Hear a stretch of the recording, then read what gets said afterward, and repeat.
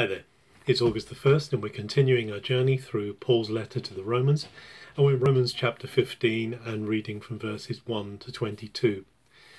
Paul opens this chapter having just spoken about being careful not to offend or to scandalize people through our own practice of conscience.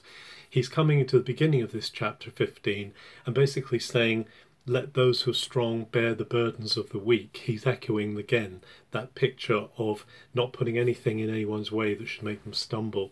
And actually he paints a picture here of the gospel of Jesus, of the life with Jesus, being about self-donation. It's not about self-fulfillment. It's not about what I want. But just as Jesus himself gave himself for us, so we are also to give ourselves to one another. He says Messiah didn't seek to please himself, but actually he gave himself and took the reproach of us upon him. And then God says, and then Paul says, may the God of encouragement give you a common mind among yourselves. May you come to this place of togetherness. Remember, again we say Paul is writing to a church where there's been division because of ethnic background and tradition, Jews and Gentiles separating into different groups.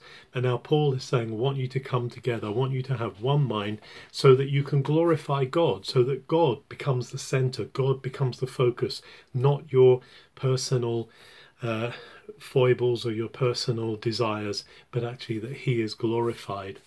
And then Paul goes on in this to reflect again this need for the Jews and the Gentiles to come together. He says, welcome one another as Messiah has welcomed you.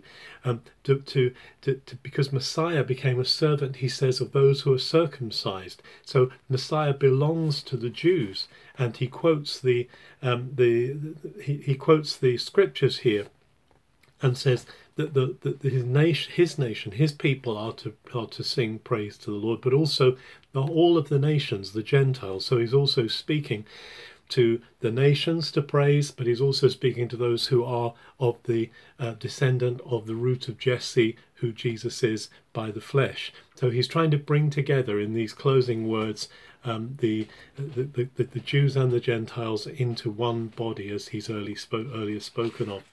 And then he just says, I have written to you very straight here. He says, I've written to you quite deeply, but I'm actually longing to come to you in person. He says, I've brought the gospel now to all of the regions of Greece, Illyricum, he says, and I've gone as far west so far, but he says, I'm desiring to come and actually to bring the good news of Jesus to places where it's not been heard before.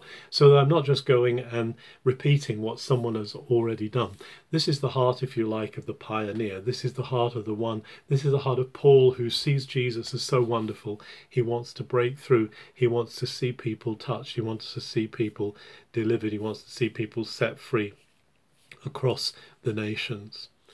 And so this is what we today can be sure of, that we have a good news that is to go to all of the earth. We have a good news that is worth hearing for all the nations, not just for the people who already know God, but for people who still have to come to him. So let's be like Paul. Let's echo his desire to carry the good news of Jesus wherever we go. Have a very good August the 1st.